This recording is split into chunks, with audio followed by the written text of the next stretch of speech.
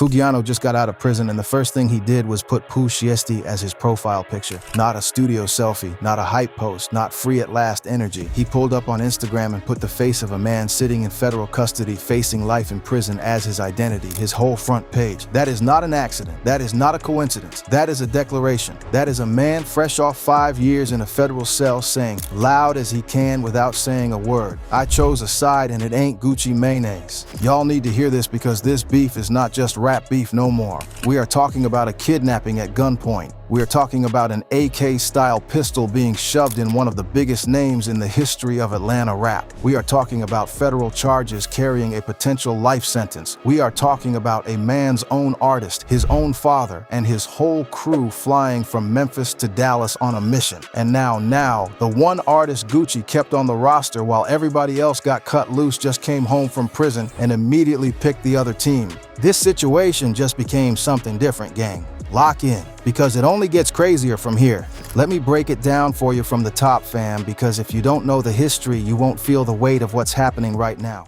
Gucci Mane, Radrick Delantic Davis, Zone 6 Atlanta, one of the architects, and I mean architects, of trap music. Alongside T.I. and Jeezy, this man built the sound that took over hip-hop culture from the early 2000s onward. His breakout single, Icy, his mixtape run, his influence on Young Thug, his impact on the entire Atlanta scene, all of that is not in question. Gucci Mane is a legend in the truest sense of that word. He also went to prison multiple times, came out, got clean, got married, got focused. He rebranded himself as a businessman. He runs 1017 Records, the new 1017, and he built that label back up around a new generation of hungry artists. Now Pooh Shiesty, Lontrell Williams Jr., out of Memphis, Tennessee, Gucci signed him to 1017 in 2021, and Shorty was on a rocket ship. Back in Blood, featuring Lil Durk, became one of the hardest records to come out of that era, over 100 million streams. The boy was a problem. He was everything the label needed. He was big, he was hungry, he had the streets behind him. But before his career could really take off at full speed, the law caught him on a firearms conspiracy charge out of Florida. He pled guilty, got sentenced, and went away. He served 3 years and came home in October 2025. And new at 6, Memphis rapper Pooh Shiesty is out of federal prison. Court records show the Memphis native, whose real name is Lontrell Williams Jr., was released from a Pennsylvania facility after serving time for a gun charge in Florida. Williams was sentenced in 2022 to just over 5 years for conspiring to possess firearms tied to drug trafficking and violent crimes. His attorney confirmed the release, saying he's eager to return to the studio and make new music. That's important, gang. Remember that date. Now, Fugiano, Kwame Khalil Brown, born July 4th, 1993, out of Greensboro, Georgia, he signed with Gucci's 1017 in 2020. A year before Pooh Shiesty, and his debut album, Gouda Baby, debuted on top of the Billboard Heatseekers chart. The boy was doing his thing, but then in December 2020, he got arrested on a felon in possession of a firearm charge. The judge gave him a $50,000 bond, told him to stay in Georgia, put an ankle monitor on him. What does Fugiano do? He burned the ankle monitor off. He ran. Federal agents chased him for 3 months before catching him in Memphis, Tennessee in March of 2021. Yeah, Neil, so we're talking about Fugiano, the Atlanta-based rapper whose real name is Kwame Brown, is represented by Gucci Mane. Take a look. This is a booking photo just in. U.S. Marshals now say they tracked down the 27-year-old in Memphis last week. They tell us they had been trying to find him for 3 months after he apparently melted off his court-ordered ankle monitor, and they tried to track him down there. At last check, Brown is now being held in a jail in Memphis. We've also learned he's part of an ongoing wrongful death lawsuit stemming from a fatal shooting that happened at a nightclub in South Carolina. He got 5 years, no bond. He's been gone since then. 5 years, gang. 5 years while the world kept moving. Here's the part that's going to matter in a minute. According to reporting in 2024, when Gucci released all his artists from 1017, when he cleared house, the 2 people he kept on the roster were Pooh Shiesty and Fugiano. The 2 people still technically signed to Gucci Mane while they were both incarcerated were these 2 men. That's the set. Now let's talk about what was happening on the outside while both of them were locked up, because this is where the real story starts. While Fugiano and Pooh Shiesty were both doing their time, The relationship between Gucci Mane and his artist was reportedly deteriorating. The details started coming out through a YouTube commentator named Seti Nash, who shared what appeared to be an Instagram message exchange on April 22nd. A source reportedly close to Fugiano's team laid out the situation in plain language. Fugiano will not be fucking with Gucci Mane. That right there. Full stop. Fugiano, who grew up idolizing Gucci Mane, who listed Gucci as one of his influences alongside T.Y. and Lil Wayne, is coming home from prison saying he's done with the man. Why? The source gave the reason. He didn't send him not $1 while he was in jail, and that goes a long way. Let that settle, fam. This man did 5 years. 5 years in federal custody, signed to Gucci's label, and reportedly did not receive $1 of support the entire time. And the source added something that hits even harder. Pooh said the same. Pooh Shiesty, who was locked up for 3 years on a gun charge, is reportedly saying the same thing, that Gucci Mane did not hold him down while he was in. Now, before we go further, let's be real about what that means in street culture. Money on the books, phone time, legal support, sending love to someone's family when they're down. These are not optional gestures in that world. They are obligations, especially when you're the boss. When you're the label head who profited off someone's music, who put out their projects, who had their name on your roster, or you hold them down when they go away. That's the code. That's not negotiable. That's the energy, that's the temperature that Fugiano came home to. And the temperature on Gucci's side wasn't any cooler, fam, because something much more serious had already gone down. This is where it gets crazy, and I mean federally crazy. January 10th, 2026. 3 music industry professionals fly into Dallas, Texas. Among them, Radrick Davis, Gucci Mane himself. The reason for the trip? A meeting to discuss a recording contract dispute involving Pooh Shiesty. According to federal prosecutors, this meeting was arranged by Pooh Shiesty to discuss the terms of his contract with 1017 Records. Pooh was upset with his deal. He wanted out. This was supposed to be a business meeting. The complaint alleges that on January 10th of this year, 3 music industry professionals traveled to Dallas for a scheduled business meeting. Lontrell Williams Jr. arranged this meeting purportedly to discuss the terms of his recording contract with one of the victims. Y'all need to understand something important about Pooh Shiesty's situation at this exact moment in time. He had come home in October 2025 from his 3-year bid, but he came home on home confinement. Federal home confinement. That means he had to wear an ankle monitor. He could not be in Texas. He was not cleared to be in that studio. He was not supposed to have a firearm on him. These are the conditions of his release, conditions he clearly did not follow. Investigators say the suspects entered that Dallas studio around 3:43 p.m. on January 10th. What happened next would become the basis for federal kidnapping and robbery charges. The ringleader of the conspiracy, Lontrell Williams Jr., was on home confinement at the time of the offense, as alleged, for a prior firearms conspiracy charge and conviction out of the Southern District of Florida. Towards the end of his prison sentence, he had been granted home detention. Part of the terms of his home detention were that he would not commit another federal offense or possess a firearm. According to the federal criminal complaint, Pooh Shiesty asked to speak with Gucci Mane privately in a recording room. Gucci walks in. The room contains Pooh Shiesty, Pooh's father, Lontrell Williams Sr., and rapper Big 30. The door closes. Pooh Shiesty reportedly produces contract termination paperwork and tells Gucci to sign. They argue, and then Pooh Shiesty pulled out what appeared to be an AK-style pistol and forced Gucci Mane to sign that paperwork at gunpoint. Then Gucci's wedding ring came off. His watch, his earrings, his cash, all taken. Meanwhile, outside that recording room, the other 8 co-conspirators, several of whom had traveled from Memphis to Dallas in the days leading up to this, were drawing weapons on the other 2 victims in the studio. One victim was pushed onto a couch and robbed of his wallet and jewelry. Another victim was grabbed from behind and choked to the point of near unconsciousness. And rapper Big 30, he reportedly used his body to barricade the studio door to prevent anyone from escaping.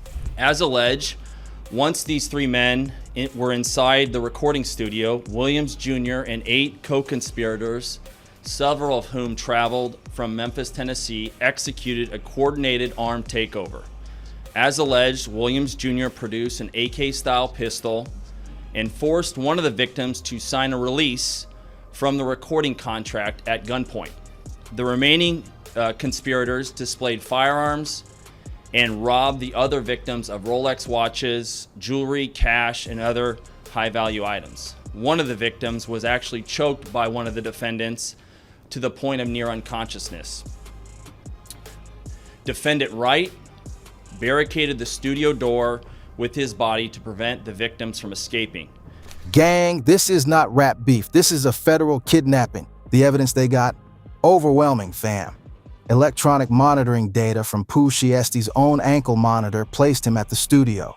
License plate reader data showed suspects traveling together from Memphis to Dallas. Surveillance footage from the studio and nearby businesses. Cell phone records.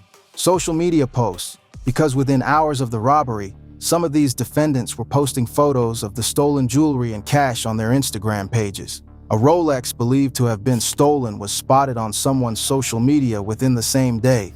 And as described further in the complaint, within hours of leaving the Dallas studio, a number of the defendants were on social media displaying some of the items that appeared to be the jewelry that had been robbed from the victims.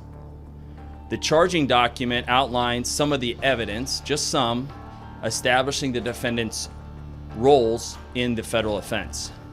This is as follows: electronic monitoring data placing Williams Jr. at the offense location, which would put him in violation of his home detention conditions. Cell phone records and license plate reader data corroborating the coordinated travel of multiple defendants from Memphis, Tennessee to Dallas. Rental car records confirming Williams Sr. rented a vehicle that was used by the group. Surveillance footage from the offense location, a nearby office supply store, and a hotel where several of the defendants stayed following the offense. And Pooh's father? Investigators say he helped plan the whole thing, including visiting a Staples store hours before the meeting to print the contract documents. His father, Lontrell Williams Sr., is alleged to have helped plan and execute the federal kidnapping as charged in the complaint. 9 people were federally charged. All 9 face up to life in prison if convicted. This week, 9 individuals, including well-known musical artists, kidnapped and robbed at gunpoint numerous victims at a music studio in Dallas, Texas. 8 of the 9 were arrested yesterday in Dallas, Memphis, and Nashville. These individuals who are charged and arrested include Lontrell Williams Jr., also known as Pooh Shiesty, Lontrell Williams Sr., Rodney Wright Jr., also known as Big 30, Kadarius Waters, Demarion Gibson, DeMarcus Glover, Corday Johnson, Darian McDaniel, and Terrence Rogers has not been arrested yet, but will be soon. The U.S. Attorney for the Northern District of Texas, Ryan Raybould, called Pooh Shiesty the ringleader and said the group resorted to violence and intimidation to achieve their purported business objectives. A federal judge denied Pooh Shiesty's release. "I find that the weight of the evidence against you is strong," Judge Renee Harris Tolliver told him directly at the hearing.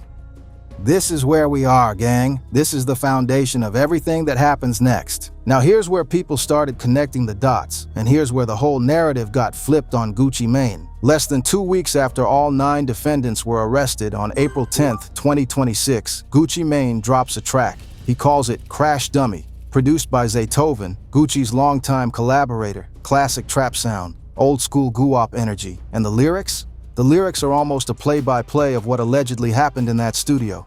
Let me give you what he said, fam. "Tell the truth. You went out like a real crash dummy, and after all that, boy, you still signed to me. I walk in the room, you can feel the pressure building. Adapt me up there. Whole time they plotting against me." He also raps, "Pen to the paper, but it's under duress." And, "I thought it was a business meeting, but it was a setup." He even goes at Pooh's father. "You learn from your daddy, so I guess that it's hereditary." And at Big 30, "And your fat-ass flunky, he a stone-cold junkie." He ends the record with, "I done been betrayed, now my heart turned cold."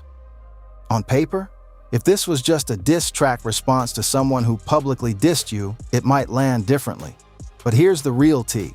An FBI agent testified in court that Gucci Mane gave a statement to police about the alleged robbery and kidnapping. FBI Special Agent Pamela Hansen, during Pooh Shiesthi's court hearing, revealed that investigators relied on statements that Gucci and the other alleged victims gave to cops.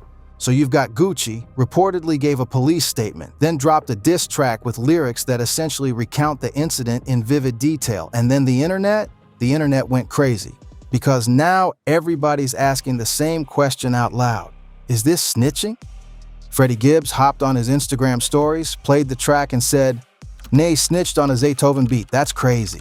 He captioned the video, "This ain't gotta be AI." 6ix9ine, the most famous snitch in hip-hop for the last decade, went on his platform and went all the way off. He pulled up old clips of Gucci Mane saying he would never cooperate with police, never snitch, would never be that type of man, and then played Crash Dummy, back to back. The irony was loud, gang. 6ix9ine said, "So now y'all believe me? I've been literally saying this sound for 5 years." Uncle Murda hopped on his podcast and said, "You can't sound like a civilian after being a gangster for 20-something years." DJ Academics weighed in. Wack 100 weighed in, though he was more measured. Wack said he wasn't sure the track constituted snitching, but even Wack couldn't fully defend it. And then there's the other layer of this, fam, the Waka Flocka situation. Waka Flocka Flame, who once was Gucci's right hand before their infamous falling out over contracts and unpaid royalties back in 2013, performed at Atlanta's State Farm Arena on April 9th. During a performance of Hard in the Paint, a fan captured what sounded like Waka dissing Gucci in the same breath as shouting him out. The clip went viral immediately. People were ready to see Waka pile on. But Waka actually went on his Instagram story and shut it down. "Y'all reaching with the Gucci C," he wrote. "Be bull and stop putting me and hate in the same sentence." He later reportedly said, "None of my business." Now that right there is actually a statement in itself. Waka didn't celebrate it. He didn't pile on. Because at the end of the day, Waka knows this situation is beyond rap beef now. It's federal, and nobody with any sense is trying to touch a federal case in public. But here's what nobody was seeing coming in the middle of all this chaos. One more chess piece was about to walk back through a prison door and make his move. April 2026, 5 years after burning his ankle monitor and running from the feds, Kwame Khalil Brown, Foogiano, walks out of prison. The first photo that surfaces is on No Jumper. He's smiling, grills on full display. The caption reads, "No more free Foo." The culture reacted with excitement. People were rooting for him. They wanted to see what he had in store music-wise. People were curious about whether he and Gucci were going to rebuild and get back to business. He'd been gone 5 years. The label had been in flames while he was away. Could they work together to put the pieces back? The answer came fast. The leaked Instagram message exchange painted the picture first. A source reportedly close to Foogiano's team told a contact, "Fugiano will not be fucking with Gucci Mane." And when asked about Gucci's Crash Dummy track, the source said he said Gucci Mane's new song was snitching and he don't approve. Fugiano didn't just hear what happened to Pooh Shiesty and feel neutral about it. He came home, took stock of the situation, and made a judgment. According to his team, he looked at Crash Dummy as a violation of the code, as snitching in musical form. But it wasn't the DMs that made the biggest statement. It was what Fugiano posted publicly on his own Instagram. He reshared a message from a user named @_Chopperoo that read, "We doing our time and making it back to our loved ones without taking another way from theirs. We not respecting that rat shit at all. From the streets to the state and the feds, we're standing on business. Welcome home, at Fugiano." And then Fugiano, freshly released from 5 years in federal prison, added his own line underneath. "You even after the grave." Y'all need to understand what that statement means, gang. You even after the grave. That is not a casual phrase. That is not internet hyperbole. That is a man declaring that whatever Gucci Mane has done, whatever line was crossed, his loyalty to those who kept the code extends beyond this life. That is a statement that carries enormous weight in street culture. And then, the move that the whole internet started buzzing about, Fugiano changed his Instagram profile picture to Pooh Shiesty. Not a promotional image, not a throwback. A photo of a man who is currently sitting in federal custody facing life in prison for allegedly robbing and kidnapping the man who used to be Fugiano's boss. Fugiano looked at this entire situation, at the fact that Gucci allegedly gave a police statement, at the crash dummy track, at the 5 years he reportedly didn't get $1 while he was locked up, and he put Pusciesti's face as his identity on social media. That profile picture change is a declaration of war. In the social media age, your profile picture is your flag. It's what you stand under. Fugiano put up Pusciesti's flag. That means he's no longer a 1017 artist aligned with Gucci Mane. He is publicly aligned with the man Gucci's entire legal situation is built around it. The internet went crazy. This changed everything about how this story reads, fam, because now this isn't just Gucci Mane and Pusciesti beefing from two different sides of the law. Now there is a third figure, a man who was loyal enough to Gucci's brand to carry the 1017 name while locked up for 5 years, and that man came home and immediately told the world which side he's standing on.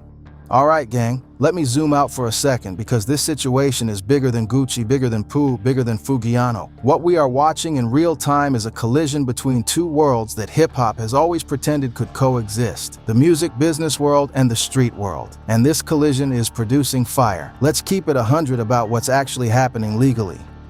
Fingerprints from inside the studio, social media posts where suspects bragged about stolen jewelry hours after the incident. His own father is a co-defendant. Big 30 is a co-defendant. 9 people total are charged. The judge denied Pooh's release and looked him in the eye and said the weight of the evidence against him is strong. That is a serious situation, serious legal jeopardy. And Gucci Mane, he is a victim here by the government's account. He allegedly had a gun pulled on him, was forced to sign legal documents under duress, had his wedding ring taken off his finger, had associates choked unconscious in the next room. From a purely legal standpoint, him talking to law enforcement after allegedly being the victim of an armed kidnapping is not the same as what a street informant does. It is not someone proactively going to the police to build a case against enemies. He was allegedly attacked and investigators came to the scene. But here's where the culture and the law live in two different zip codes. Fam, in hip-hop culture, especially in the world that Gucci Mane built his entire legacy in, the code is the code. Real, recognize real. And the code says you don't cooperate, period. The victims in your position historically stay quiet, handle it privately, and don't involve the feds. Gucci Mane built his brand on being that type of man. He rapped about it. He lived it. He went to prison for it. And then when his own artist allegedly put a gun to his head, allegedly, the feds get involved and Gucci allegedly provides a statement. Now 6ix9ine is calling him a hypocrite. Freddie Gibbs said he snitched on a Zaytoven beat. The entire internet is having a debate. And Fugiano just got out of prison and put Pusciesti as his profile picture. But here is what nobody is talking about enough, gang, and this is where I'm going to give you the real take. This situation reveals something deeply broken inside the music industry's relationship with the streets. These are real lives, fam. Pusciesti's father is in federal custody. His whole circle, people from Memphis who traveled together to Dallas, are all looking at potential life sentences. Big 30, who had a collaborative career built with Pooh, is caught up in this. Fugiano just got home from 5 years and is already in the middle of this chaos before he's even put out a bar. And behind all of it is a contract dispute, a recording contract, a piece of paper about music rights and royalty splits that spiraled allegedly into kidnapping and armed robbery, into federal indictments, into life sentences hanging over young men's heads. This is what happens when people bring street resolution into boardroom problems, and it is a tragedy. Not just from a legal standpoint, but from a cultural one. Pusciesti was a generational talent. Back in Blood was an anthem. He had the star power to have a decade-long run. Now he's in federal custody. Big 30 is in federal custody. Fugiano just came home from 5 years and his first days out are spent in the middle of a federal kidnapping case's social media fallout. And Gucci Mane, the legendary founder of this entire label, is sitting somewhere with a track called Crash Dummy, getting called a snitch by the culture he helped build, while also being called a victim by federal prosecutors. There are no winners in this situation. Real recognize real, and nobody in this situation is coming out looking fully right. But let me be specific about Fugiano's move, because that is the freshest development, and it deserves its full analysis. Fugiano putting Pusciesti as his profile picture is significant for several reasons beyond just the obvious. He picked a side narrative. Number 1. Fugiano is still technically signed to 1017 Records. He has not been publicly released. So this is not just a personal statement, this is an artist still under contract with a label, openly aligning himself against his label boss in public. That has legal and business implications. Number 2. Fugiano came home knowing the full weight of the federal case against Pooh Shiesty. He knows Pooh is facing life. He knows the evidence is substantial, and he still chose to put that man's face on his page. That tells you where his loyalty lies, regardless of consequences. Number 3, his caption, "You even after the grave," combined with the reshared post about not respecting rat seaside, is coded language that is going to draw attention. People fresh out of federal custody posting that type of language in the middle of an active federal case is not something that goes unnoticed. This beef has gone from label drama to federal criminal enterprise to public social media war, and now the man who was supposed to be Gucci's other loyal artist, his other soldier who stayed on the roster even while locked up, has come home and planted a flag on the other side. The street's been talking about this for months, gang, but now it's all out in the open. Every chess piece has moved. Let's recap what we know for certain. January 10th, 2026. Gucci Mane allegedly gets robbed and kidnapped at gunpoint inside a Dallas studio by Pooh Shiesty, Big 30, Pooh's father, and 6 others. 9 people federally charged, all facing potential life sentences. The evidence against them: electronic monitoring, license plates, surveillance, fingerprints, and social media posts from defendants bragging about stolen jewelry within hours of the incident. April 10th, 2026, Gucci Mane drops Crash Dummy, a diss track widely interpreted as recounting the incident in lyrical form. An FBI agent had already testified in court that Gucci gave a statement to law enforcement. The culture erupts. Freddie Gibbs says he snitched on a Zaytoven beat. 6ix9ine calls him a hypocrite. Uncle Murda says you can't sound like a civilian after being a gangster for 20-something years. DJ Academics tears the track apart publicly. April 2026, Fugiano comes home after 5 years. Within days, his team is leaking that he's cutting ties with Gucci, that he feels Gucci didn't support him financially during his bid, and that he views Crash Dummy as snitching. He publicly reposts content rejecting Ratset. He adds, "You even after the grave." He changes his profile picture to Pooh Shiesty. The signal is sent. The side is chosen. Now here's what I need y'all to think about going forward. This isn't over. Pooh Shiesty's legal team has said his side of this story will be significantly different from what the government says. His attorney John Helms told reporters, "Things are very often not what they seem, and people's motivations are very often not what they seem. We have not heard Pooh's version of events. That is going to come out at trial, and this case is federal, so it is going to be a significant legal event when it happens." Fugiano is out here in the streets now, aligned with Pooh Shiesty, on record opposing Gucci Mane, while still potentially under a 1017 Records contract. How does that get resolved? Does Gucci release him? Does Fugiano take legal steps to get out of his deal? Does this beef escalate beyond social media? And Gucci Mane, does he respond to Fugiano? Does he address the snitching allegations directly? Does he drop more music? Does he stay silent and let the courts handle everything? Because Gucci has also been through too much: prison time, legal battles, building his empire back up twice, to let this moment define him without a response. What I know for certain is this: the 1017 camp is fractured in a way that may not be repairable. The 2 artists Gucci kept on his roster when he let everyone else go have both turned their backs on him, one allegedly with a gun, one with a profile picture. That says something profound about the state of that label, about the relationships that were or weren't built, about what was or wasn't reciprocated during years of incarceration. Real recognize real, and right now, nobody in this situation is recognizing each other at all. Drop your thoughts in the comments, gang. Is Fugiano making the right move? Is Gucci a snitch or a victim? Is Pooh Shiesty going to walk? Let me know what y'all think. And if you're new here, subscribe, because we're keeping this covered as it develops. This story is far from over. Stay up, gang, stay safe, and keep it 100 always.